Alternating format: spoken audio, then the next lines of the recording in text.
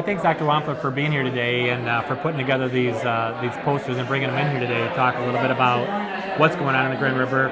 Can you tell us a little bit about what these poster boards mean and what your research is showing for us?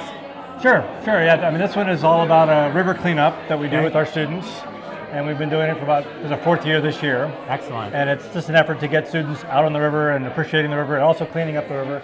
So we've taken, as of this year, we've got almost 2 tons we've taken out of the river. And this one is also students from a course that we teach called Making Waves. And we basically are studying different tributaries of the Lower Grand. Yeah. And we collect Looks like water. you're doing some chemistry here, basically. Yeah, we do chemistry, we do phosphate, nitrate, and then we do macroinvertebrates, and we kind of relate the water chemistry to the critters. Are we seeing things getting better or worse, or what? Maybe you know what's getting better and what's getting worse? I mean, at these locations, we've done it only 2 years. Okay. We're doing it again this year. Yeah. I've done a complete sampling of the Grand River with other research students. We've done that 3 times now. And that data pretty much reveals that, for the most part, it's better. Yeah. So we had data back from 1990.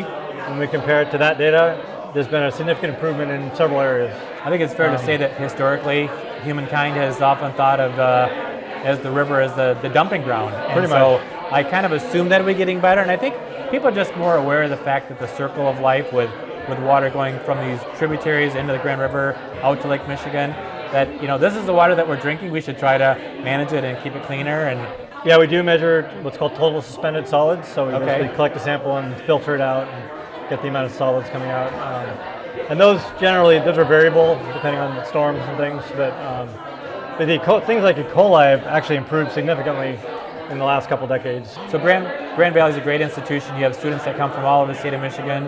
When you take them on these tours, what are the big surprises? What kind of aha moments were they like? I think like the Grand River, people go to Grand Valley and it's right there, but they probably don't really think about it. But it's the biggest river in Michigan. It's a huge natural resource.